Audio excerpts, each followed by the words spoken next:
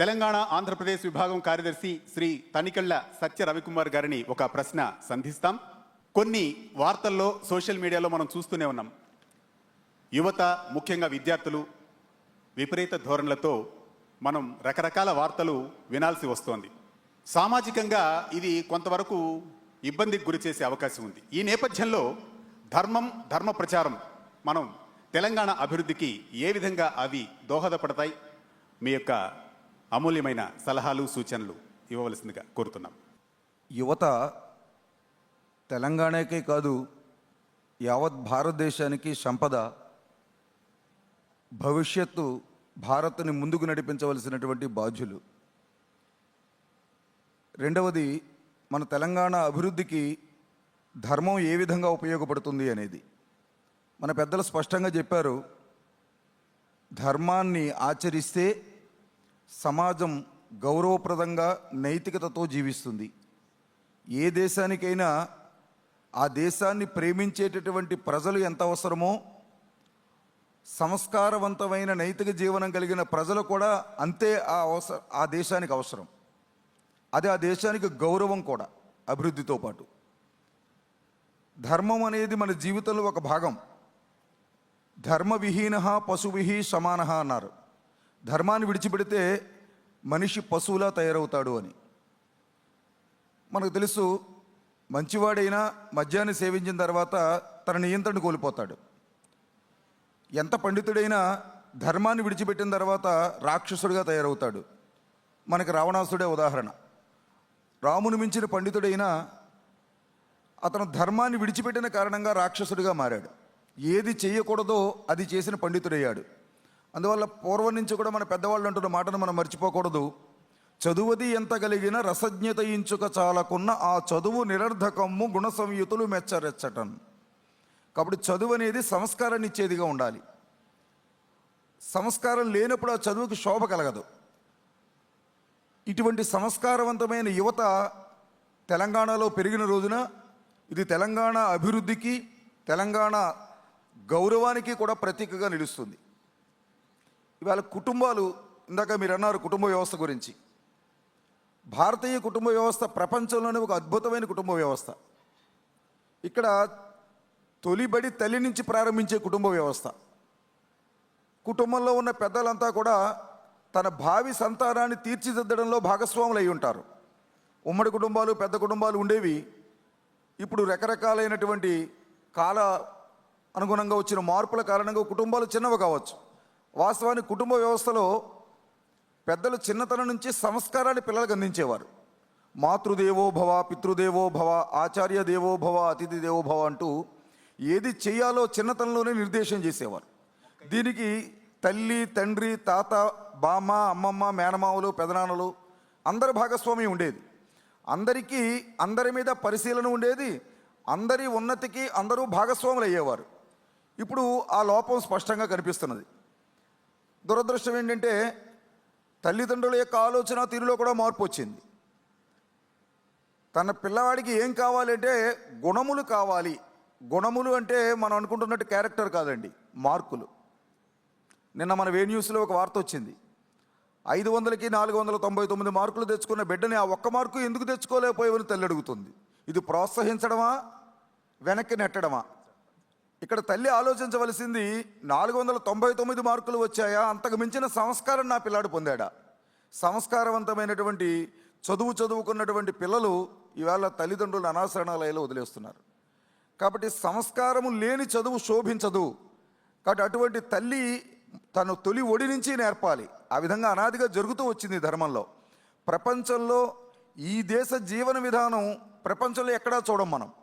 అటువంటి చిన్నతనం నుంచి అతిథి భావన, తల్లిదండ్రులు గౌరవించడము, దైవభక్తి కలిగి ఉండడము, పెద్దలు చెప్పినటువంటి నీతులు ఏవైతే ఉన్నాయో, సూక్తులు ఏవైతే ఉన్నాయో, ఆచరణ విధానం ఏమైనా పిల్లలకు అందించడము, ఇది జరుగుతూ వచ్చేది. అయితే గతానికి ఇప్పటికీ తేడా ఏమిటని చెప్పంటే, ఈ ధర్మాన్ని ఆచరింపజేయడము, ప్రచారము చేయడము, పరిరక్షించడంలో 4 ప్రధానమైన స్తంభాలు ఉండేవి మన జీవన విధానంలో. అది 1 అర్చకుడు, 2 పురోహితుడు, 3 ఆచార్యుడు, 4 ధర్మాచార్యుడు. వీళ్ళ నలుగురు సంస్కారం నిరంతరం అందిస్తూ ఉండేవారు. ఇప్పుడు ఈ 4 స్తంభాలు కుంటుపడ్డాయి. కారణం ఏంటంటే దురదృష్టం చెప్పవలసి వస్తుంది, ఈ వేదిక మించి ధర్మ నిరపేక్ష ప్రభుత్వాలు నడుస్తున్నాయి. అంటే ధర్మము అంటే మతం కాదు, సత్యము పలుకుము, ఇది ధర్మం. ఇది ఏ మతమైనా, ఏ కులమైనా, ఏ ప్రాంతమైనా సత్యం పలకాలి అన్నది ధర్మం. అహింస పరమో ధర్మ, హింస చేయకు, అందరి మంచిని కాంక్షించు, ఇది ధర్మం. తోటివాడికి సేవ చేయి, సేవాహి పరమో ధర్మ, ఇవన్నీ కూడా మనం ఆచరించవలసిన జీవన విధానాలు. ఈ విధానాలని ధర్మంగా చూడాలి. వీటిని మనం దురదృష్టవశాత్తు ఒక మతం, ఇక్కడ వేల లక్షల సంవత్సరాల నుంచి ఉన్నటువంటి ఒక జీవన విధానం కాబట్టి హిందూ ధర్మం చెప్పింది ఇవన్నీ. హిందూ ధర్మం చెప్పింది కాబట్టి, హిందూ ధర్మం కుడి చేత్తో భోజనం చేయమంది కాబట్టి నేను ఎడం చేత్తో చేస్తాను అన్నట్టు, ధర్మాన్ని ఆచరించండి అని ధర్మో రక్షిత రక్షత అని హిందుత్వం చెబుతోంది కాబట్టి ధర్మ నిరపేక్ష ప్రభుత్వాలను మేము నడుపుతాము. అంటే ధర్మం లేని ప్రభుత్వాలు నడిపితే వచ్చే సమస్య ఏమిటి, ఫలితం ఏంటంటే ఇప్పుడు మనం చూస్తున్నది. ఈవేళ అనేక రకాలైనటువంటి చదువుకున్న పెద్దవాళ్లే బాంబులు తయారు చేస్తున్నారు. చదువుకున్న వాళ్ళే లక్షల మందిని ఒకే రోజున ఎలా చంపేయాలో విషయాలు తయారు చేస్తున్నారు. రైలు పట్టాలను ఎలా తొలగించాలో, ఎలా లైన్ తప్పించి ఆ రైలు యాక్సిడెంట్లు చేయాలో వాళ్ళే చూస్తున్నారు. అంటే ఇందాక మనం చెప్పుకున్న విషయమే. కాబట్టి తల్లిదండ్రులలో కూడా మార్పు రావాలి. తల్లిదండ్రులు తన పిల్లాడికి మార్కులు ఎన్ని వచ్చాయన్న దాంతో పాటుగా సంస్కారం ఎంత పొందాడు అన్నది కూడా అలవర్చుకోవాలి. ఆ పని లీలావతి చేసింది కాబట్టి ప్రహ్లాదుడు వచ్చాడు. ఆ పని జిజియామాత చేసింది కాబట్టి ఛత్రపతి శివాజీ వచ్చాడు. ఆ పని భువనేశ్వరీదేవి చేసింది కాబట్టి వివేకానందుడు వచ్చాడు. ఆ పని మనం చేయకపోతే మన పరిస్థితి ఏమిటి అంటే, గాంధారి ఆ పని చేయలేదు కాబట్టి దుర్యోధనుడు వచ్చాడు. ఆ పని రావణాసుడు తల్లి చేయలేదు కాబట్టి రావణాసుడు వచ్చాడు. కాబట్టి తల్లిదండ్రుల బాధ్యత కూడా భావితరాల్ని కాపాడడంలో ఎంత పాత్ర ఉన్నదో, ప్రభుత్వాలు కూడా విద్యను అందించడం మాత్రమే కాదు, సంస్కారవంతమైనటువంటి విద్యను పిల్లలకు అందించి భవిష్యత్తులో వాళ్ళు ఒక ఆస్తిగా ఈ సమాజానికి, తెలంగాణకి ఉండేలా విధంగా ప్రభుత్వాలు కూడా చొరవ తీసుకోవాలి. దీంట్లో ఒక మాట చెబుతున్నాను నేను. ఈవేళ ప్రభుత్వాలు కానీ తల్లిదండ్రులు కానీ మార్కులనే విత్తనాలు నాటేసి ఇవాళ పిల్లల నుంచి నైతికతని ఆశించడము, ధర్మాన్ని, సంస్కృతిని ఆశించడం అంటే ఆ ఫలాలు రావు. మార్కుల విత్తనాలే నాటుతున్నారు మీరు. కాబట్టి చిన్నతనం నుంచి సంస్కార విత్తనాలు కూడా పిల్లలకి నాటకపోతే, ఈ చదువు సంస్కారాన్ని అందించకపోతే సమాజం ప్రమాదంలో పడుతుంది. అంటే మీరు చెప్పినట్లు ఇప్పుడు తల్లిదండ్రులు కావచ్చు, పాఠశాలలు కావచ్చు, విద్యాలయాలు కావచ్చు, ఏ విధంగా ఈ నైతిక విలువలను మన విద్యా విధానంలో చొప్పించవలసి ఉంది, ఆ ఆవశ్యకత ఎంతవరకు ఉంది, ప్రస్తుతం ఏ విధంగా ఈ యొక్క స్థాయి నడుస్తుంది, అంటే నైతిక విలువలు, మానవతా విలువలు, నీతి నియమాలకు సంబంధించిన కథనాలు కావచ్చు, పాఠ్యాంశాలుగా ఎంతవరకు ఉన్నాయి, అవి ఏ విధంగా దోహదపడతాయి, లేదా ఇంకా పెంచవలన, ఏంటి మీ యొక్క సూచన? ఇవాళ స్వతంత్రం వచ్చిన 80 సంవత్సరాల తర్వాత యువత నడుస్తున్న తీరే మనం వాళ్ళకి ఇస్తున్న సంస్కారానికి సూచిక. కాబట్టి పిల్లలలో సదాచారము అన్న అంశము అసలు అంశమే కానట్టు అయిపోయింది. కాబట్టి రాముడు ఒక గురుకులంలో చదువుకుని శ్రీరాముడు అయ్యాడు. అలాగే శ్రీకృష్ణ పరమాత్ముడు గురుకులంలో చదువుకుని శ్రీకృష్ణ పరమాత్ముడు అయ్యాడు. కాబట్టి వివేకానంద రామకృష్ణ పరమహంస శిష్యరికంలో, చంద్రగుప్తుడు చాణక్యుడి శిష్యరికంలో, హరిహర బొక్కరాయలు విద్యారణ్య స్వామి సాహచర్యంలో, సమర్థ రామదాస్ స్వామి శిష్యరికంలో ఛత్రపతి శివాజీ, ఇట్లా మహనీయులందరూ కూడా గురు శుశ్రూషతో గురువు నుంచి నైతికతని నేర్చుకుని సంస్కారాన్ని పొంది వాళ్ళు సమాజానికి ఉపయోగపడేటటువంటి ఒక మహానుభావులుగా తీర్చిదిద్దబడ్డారు. ఇక్కడ విద్యార్థులకి కేవలం గుణాత్మకమైనటువంటి విద్యను మాత్రమే కాకుండా సంస్కారాత్మకమైన విద్యను కూడా అందించడం అవసరము. కాబట్టి పర్యావరణం మీద అవగాహన ఇవ్వాలి. దాంతోపాటుగా ఎదటి వారితో ఎలా సంస్కారవంతంగా జీవించాలి, మాట ఎలా ఉండాలి, లేకపోతే మన ప్రవర్తన ఏ విధంగా ఉండాలి, మన వేష మన భూష ఏ విధంగా ఉండాలి, ఇటువంటి వాటిని చిన్నతనం నుంచి అవగాహన చేయకపోతే 10 సంవత్సరాల నుంచి 20 సంవత్సరాల వయసులో విద్యార్థులు నేర్చుకునేది, ఆచరించేది, ఎక్కువగా గ్రహించేది ఉంటుంది. ఆ సమయం వృధా పోతున్నది. ఆ సమయంలో మార్కులే పరమావధిగా మనం ముందుకు పరుగులు పెడుతున్నాము. దీనివల్ల మార్కులు ఒకటి జీవితాన్ని శాసించలేవు.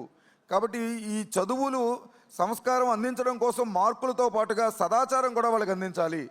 ఇవాళ చూడండి, రాముడి గురించి చెప్పవలసి వస్తే మన ధర్మనిరపేక్ష ప్రభుత్వాలలో మన రాజ్యాంగం, మనకి ధర్మనిరపేక్షత రాజ్యాంగంలో లేకపోయినా తర్వాత చూపించుకున్నప్పటికీ కూడా సెక్యులరిజం పేరుతో రాముడి గురించి చెప్పకపోతే ఒక విద్యార్థి రాముడి లాంటి లక్షణాలు ఎలా పొందుతాడు? కోన్వస్విన్ సాంప్రతంలోకే గుణవాన్ కస్య వీర్యవాన్ ధర్మజ్ఞస్య కృతజ్ఞస్య సత్యవాక్యో దృఢవ్రత, ఇలా 16 లక్షణాలు రాముడిలోంచి ఒక విద్యార్థి పొందినప్పుడే కోమలంగా మాట్లాడడము, కృతజ్ఞత కలిగి ఉండడము, ధర్మాచరణ చేయడము, శౌర్యంతో ఉండడము, అలాగే దానగుణం కలిగి ఉండడము, ఇట్లాంటి లక్షణాలు 16 లక్షణాలు విద్యార్థికి రావాలంటే వాటిని తప్పనిసరిగా నేర్పాలి. కాబట్టి రామాయణం నేర్పలేకపోతున్నాం. ధర్మనిరపేక్ష ప్రభుత్వంలో రామాయణం రాముడి గురించి చెబితే, రాముడి లక్షణాలు చెబితే అది సెక్యులరిజానికి విరుద్ధం కాబట్టి రాముడు తీసేయండి పక్కకి. సత్యహరిశ్చంద్రుడు సత్యమేవ జయతే అని పెట్టుకుంటున్నాను తప్ప ప్రభుత్వాలు బోర్డుల మీద ఆ సత్యం కోసం సత్యహరిశ్చంద్రుడు ఎలా జీవించాడు, ఎలా సోదాహరణగా నిలిచాడు అన్నది మనం చెప్పడానికి సెక్యులరిజం అడ్డొస్తున్నది. కాబట్టి సత్యహరిశ్చంద్రుడు ఒక మతానికి సంబంధించినటువంటి చక్రవర్తి అయిపోయాడు. అలాగే శ్రీకృష్ణ పరమాత్ముడు ప్రపంచానికే జ్ఞానభిక్ష పెట్టి కృష్ణం వందే జగద్గురు అని కీర్తించబడినటువంటి కృష్ణుడు చెప్పినటువంటి ఏదైతే భగవద్గీత ఉన్నదో, గీత నేర్చుకొని గీతను మార్చుకొని ప్రపంచ దేశాలు గీత నేర్చుకుంటుంటే మన పిల్లలకి ఆ గీతం ఒక మత గ్రంథం అయిపోయింది. అది జీవన సాఫల్య గ్రంథంగా కాకుండా పోయింది. ఇంకా చెప్పాలంటే చచ్చిపోతే శవాల దగ్గర వేసే ఒక పాట అయింది. దొంగతనం చేసి క్రిమినల్ నేరాలు చేసిన వాడు ఆ కోర్టులో చెప్పే ఒక ప్రతిజ్ఞ అయింది. కాబట్టి ఏది కావాలో అది కాకుండా పోయింది. కాబట్టి ఈవేళ సమాజంలో చదువుకున్న వాళ్ళ వల్ల సంస్కారం పొందలేకపోవడానికి కారణం మనదైనటువంటి జీవన విధానం మన పిల్లలకి అందించకపోవడము. ఇక్కడ ఒక ఉదాహరణ చెబుతానండి.